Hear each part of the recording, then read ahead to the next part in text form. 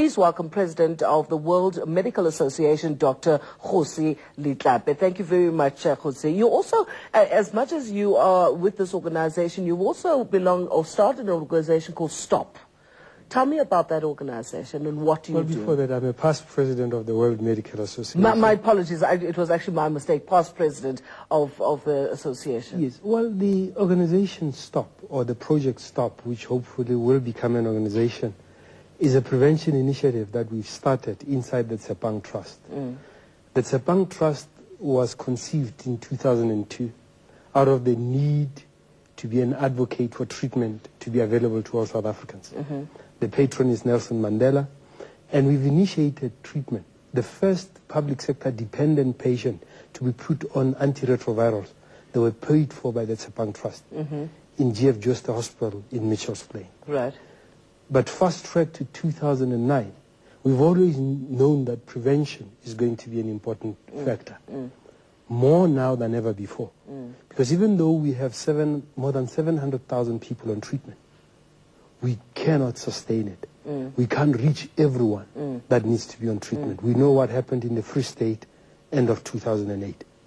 So for South Africa, given our peculiarities, our financial position, the numbers of people living with HIV and AIDS, we cannot treat ourselves out of the epidemic. Treatment becomes important. But unless we can successfully prevent HIV, we're in trouble as a nation.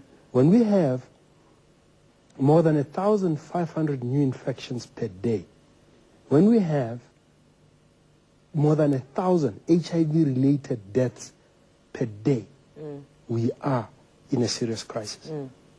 Prevention has to work. And we now have to talk about the difficult things that we've refused to talk about.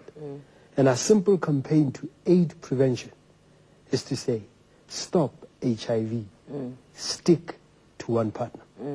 That's what the STOP program is about. You could look at many things that have been tried. Okay? But what is remarkable, that something that everyone talks about, it is how Uganda in the mid-80s was able to roll back the victories of HIV and reduce the prevalence in their country. They came up with a policy called zero grazing, which is driven by the president. And zero grazing just meant graze at home. Outside, you don't graze in fields that are not yours.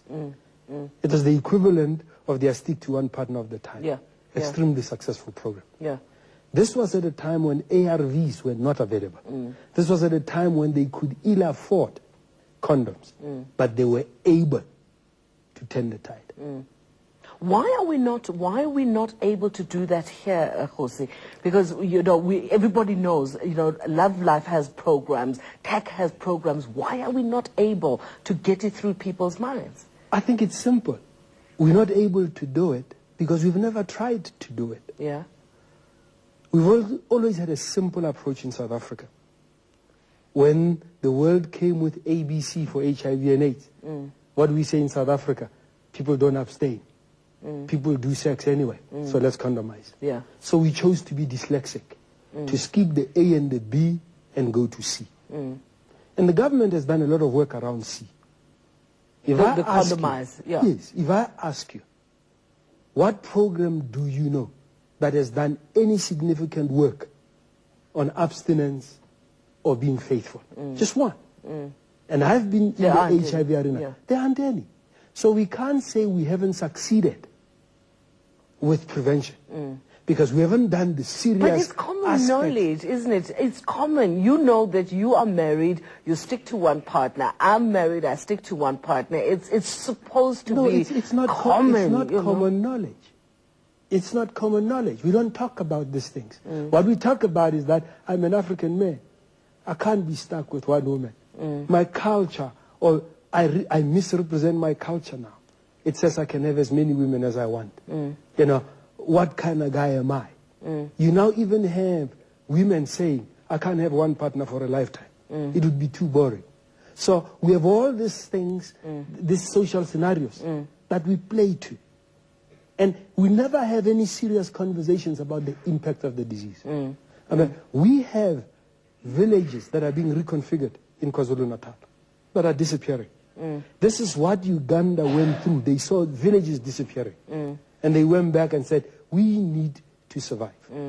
There's something that is now being written about in literature, and that comes through from research, the issue of multiple concurrency. And one of the things that we haven't done, if you go back 2 weeks ago, Mail and Guardian produced an article where they were talking about the HIV super highway. And one of the things that came out of that is that the group that is mainly affected by HIV, more than other groups, are African people.